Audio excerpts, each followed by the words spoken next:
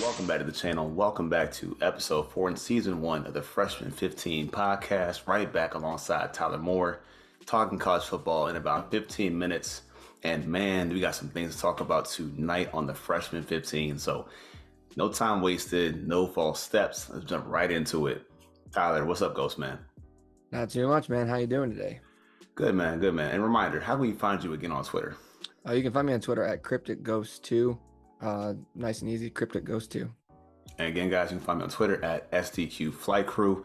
So first thing is first, because you've been calling this since way back from episode 1 to now.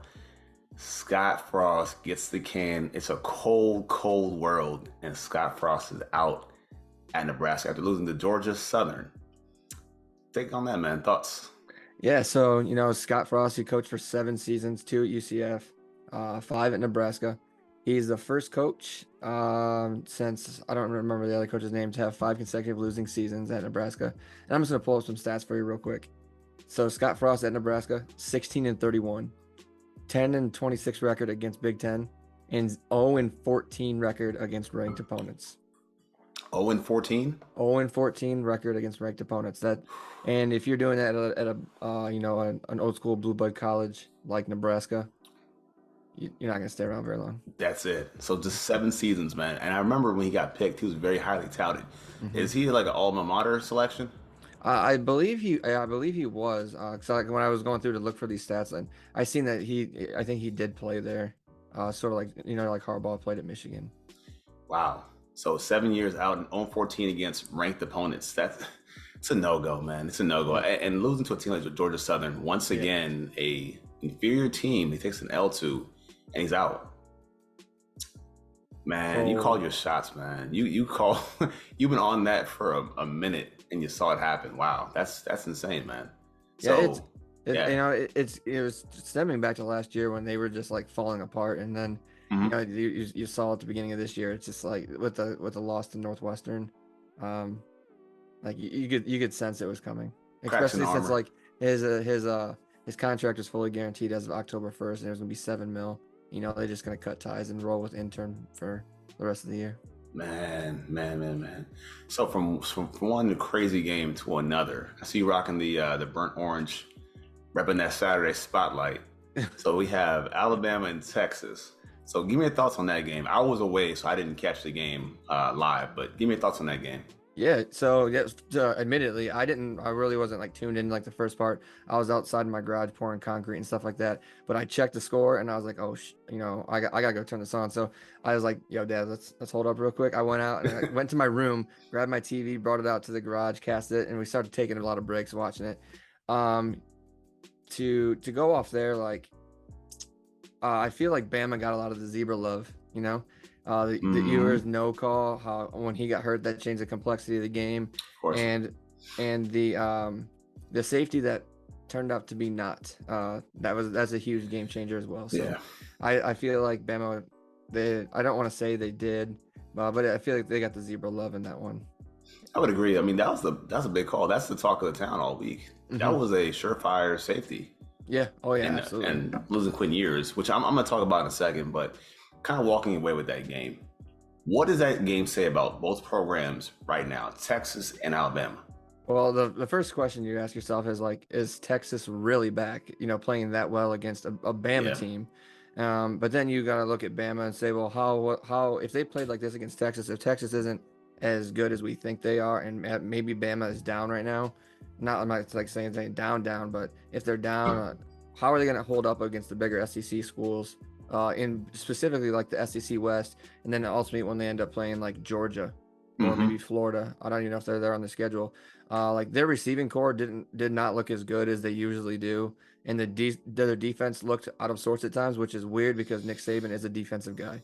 So yeah, I agree. It was a bit off. But like you said, Bama gets the preferential treatment. So zebras, even the BCS, the polls, like it's in a favor of Bama, in my opinion. And I'm with you 100%. I know even you and I, Dan, talked about it before. Shout out to Dan Rupert as well.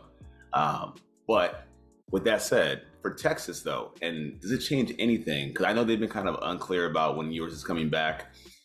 If Hudson Card holds it down, does that change anything about their approach with what they do at quarterback. No, I don't think so, because Ewers transferred back to there through the portal, and then I think he's got maybe 1 or 2 years before Manning comes in, and he'll get his run. He'll get his run back, because as that game progressed, you could see Card like kind of fading out a little bit. When he first came in, it was good, and then it kind of like it almost like he hit the panic button as it went on, and but yeah, I don't think Ewers' job is in jeopardy at all. All right, fair enough. And so, again, I only saw the highlights and I watched it backwards a little bit. I watched it back after the fact. So I walked away with that one play. And I think you know what I'm talking about, that Bryce Young, that one play in the red zone. I mean, dodging and darting, hitting the guys open in the end zone. And I'm bullish on his pro prospects. I really am about Bryce Young. I'm not a big Bryce Young fan as a top tier quarterback prospect, but I can't ignore things like that. So in your mind, is the Heisman Bryce Young's to lose, given the injuries around the top candidates? Is it his job to lose or his prize to lose? As I think right now it is, the whole I'm going to say ESECPN. They'll tout it as so, because that's the way that they want, Bama. It's almost like, Cowboys is to ESPN. That's what Bama and Ohio State are to ESPN as well. So they're always going to be up there.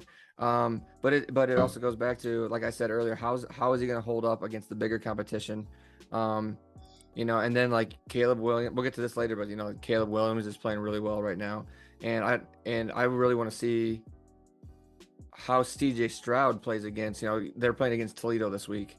That's like another warm-up game for him. How is he going to continue to grow after this week when they go into their Big Ten schedule, and then they have all those tough defenses, those Big Ten tough defenses that he's going to have to go against, Michigan, Penn State. I think Purdue's maybe on there this year. And when they hit that tough spot, how does he perform against those really good defenses that are usually in the Big Ten? And will Bryce Young be able to do that against the SEC teams? Good call. Yep. So flipping to another game that I know that it was on my Saturday spotlight that I watched, USC at Stanford. So I wanted to kind of watch that game because even though USC, they've had a good run so far, people are still in doubt about USC. And are they back? Are they that team? Or as they say, that dude is at USC? Yeah. I mean, so? Yeah. I think based on not so much their defense, but the weapons they have are going to be a big thing. And I watched the broadcast and it just kept talking about it over and over again. Lincoln Riley's offense, the transfers. I mean, it's all about talent, right? Whether we like the way it works out, whether we like the NIL stuff, it doesn't really matter. The college game is predicated on who you can get right now to help your program grow and dominate. And they talked about it on the broadcast again. The Jordan Addisons, the Travis Dye. You already talked about Caleb Williams. I mean, that was just a drubbing at every level. They had the speed, the talent. It may be, they're going to crush the Pac-12. For sure, they're going to crush the Pac-12. Yeah. But I think they belong in the conversation of, can they compete for something right now with this team in the college football playoff? I mean, how do you see that? Yeah, so like I said, big games from Caleb and Jordan early. Made that game almost like it was a snooze fest, after halftime. There's really not much to it because they came out big, they scored big, and then they just coasted the rest of the way. But like you said, they're going to run through the Pac-12. So like on my notes, I said, can they keep it up? They have a Utah team, which could be good on defense. We're not really too sure because they've been iffy on their defense as well. They got Cal, UCLA, and Notre Dame. I mean, those are like their hardest part of their schedule. Maybe Arizona State, but that's not a very very tough stretch of teams that you're gonna have to go through. It's very lackluster, like those teams. So they're gonna have to show that they can make noise throughout the rest of their schedule to basically solidify themselves into the college football playoffs. Well, you mentioned Notre Dame as well. It was not on my show sheet, but you brought it up. Great point. How hot is that seat for Marcus Freeman? Only few games into his tenure. How bad is that right now? I was gonna get to that later, but but yeah, I don't think it's too hot right now. because he took over that team. I think for the game before the game after Brian Kelly left, and he's got 3 or 4 games in him now. But I don't think it's too high. I think they'll give him at least 2 years. All right. So now we gotta talk about the upset picks of last week, or upset picks. Listen, man, either Prize Picks, MyBookie.com, whoever they are, they ain't got shit on us. Like, they owe us some money because, look, like, we're hitting these. We're so close week in, week out. I gotta acknowledge that, man. You've been really close on these ones. So I know that you had Pittsburgh over Tennessee. Yeah. Right. Great game, man. I mean, it went down to the wire. I had Houston to lose to Texas Tech, which it did. Both games went down to overtime. Yep. You nailed Pittsburgh, I think. You were so close. Came down to a heel staying in bounds in that game. Yep. And it was an amazing throw. They had it in their hands. Texas tackled back and forth pretty much all day. And Donovan Smith made a big play down the stretch. But talk about Pittsburgh and Tennessee. Yeah, Pittsburgh, Tennessee. So I think when Patty came in at halftime, that changed the complexion of that game because, Slavis, he's their experienced quarterback. He led them through that first half when they were up 17-7. I know that the Tennessee came back on that 17-0 run to bring it up into halftime. But having Slavis there, if he would have been there after halftime, I think they would have held on to that victory. But then, Patty comes in, he gets hurt with a leg injury himself. He's trying to lead a comeback. He's hobbled. He's trying, like I said, he's trying to make that comeback. They get close, like you said, and it just didn't have it. So that's the one I call it because I said, can Pittsburgh beat a middle of the pack SEC team? And like you said, it was close. Came down to basically one play. Very much so, man. I'm telling you, those sites, somebody owes us a sponsorship deal. One of y'all listening, man, I know YouTube, you got your algorithms, you got your YouTube detectives. Give us a deal right now, man. Great call on that one. You almost had it, man, for real. And then, so again, man, my favorite segment, who hurt or helped themselves the most last week. So who do you got? I got Notre Dame and anyone left on their schedule.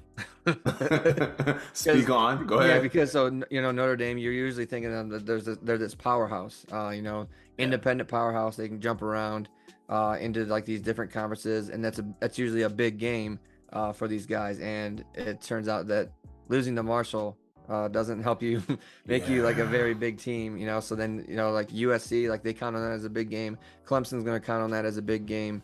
And that kind of just goes by the wayside now because they're not a very good team this year.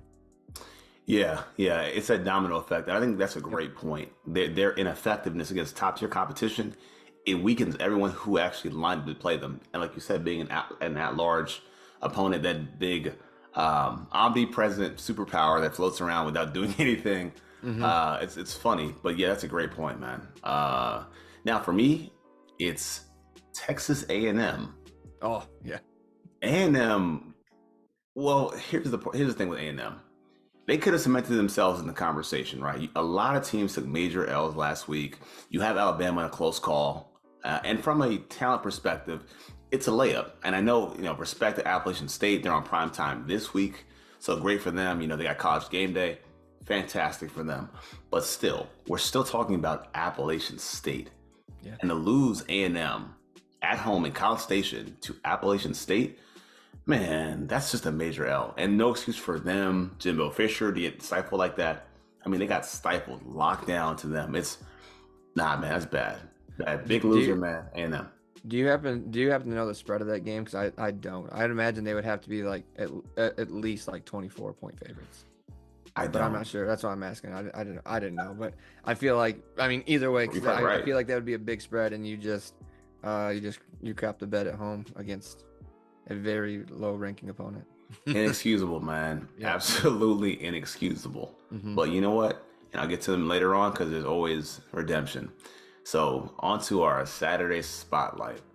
So now we have a game of the week to watch. I have my game to watch. You have your game to watch in our Saturday spotlight. So for me, I'm actually stick with the hot hand, if you will, the Texas Tech Red Raiders in the game to watch, going on the road to NC State. And the point spread is 10 points. Yep. Right? 10 points. I think it's too much. I look at the Wolfpack that survived a week 1 scare against ECU. Yep. So I'm kind of not sure about them. I know your guy, we talked about Devin Leary. He had a kind of a rough week, kind of bounced back last week against really, really subpar opposition. So that's me. I'm looking at Texas Tech and NC State. But what game is in your Saturday spotlight? Yeah, so I got two. I'm gonna run through them real quick. So Washington, Michigan State. That's gonna be a good one. So you're talking about a good Pac-12 school who is eventually coming into the Big Ten. You got Michigan State. You know they're gonna have a good defense. But the bigger one for me, Purdue versus Syracuse. Right now it's a push game. It's a push game. So I did a little bit of research because I don't know much about Syracuse. So Schrader, their quarterback, last week completed 8 of his 9 throws over 10 yards downfield for 198 yards and 3 touchdowns. Also recorded two runs on designed runs, touchdowns. And when free from pressure, he went a perfect 16 of 16 for 237 yards, 3 scores. He was dotting them up. Yeah, dotting them up. Oh, okay. And I actually seen he's gotten Heisman votes. So yeah, like you said, he's dotting them up. And you know, Purdue always has a good defense. They usually go in low scoring games. So I'm excited to see like that experienced quarterback of Purdue versus, you know, Adino Babber, Syracuse. Wow. Okay. Yep. All right. Now for the upset picks. So this week, who is your upset pick of the week? You mentioned earlier, Texas Tech versus NC State. Both can score points in bunches.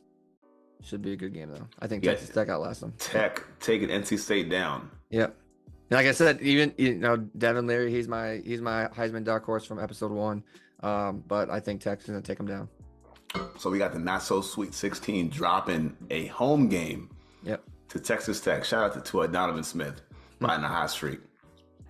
So as I said before, I believe in redemption and second chances, and your redemption moment this week should be the Aggies. The Aggies travel on the road, I believe on the road to Miami. Miami is, they turn over a new leaf. New head coach, Cristobal. They look good. They look very, very good. And I know some of the people that know us on Twitter, Mike Tag, Miami ain't back yet. The U is not back yet. So I feel like A&M is going to catch their bearings, and they're going to kind of bounce back. I think they're going to have that sting, and they're going to ride with that all the way down to South Beach, and they beat the Hurricanes. So I got the Aggies over the Hurricanes down in Miami. There you go. Be a good one. Here's hoping to it, man. But before we slide out of here, Tyler, anything you want to add to the show? No, not this week. Pretty straightforward week. I must admit, it is kind of light on schedule, huh? Yep. A lot of tune-up games, a lot of JV games on the calendar. Yeah, they get into their big stretch coming up here. So finally games. A lot of tune-ups, but hey, it is what it is, man. But guys, once again, thanks for watching here on the Freshman 15 podcast. For my co-host, Cryptic Ghost 2, aka Tyler Moore, I've been LP Cruz. It's been the Freshman 15. Thanks for watching, and as always, peace. Peace.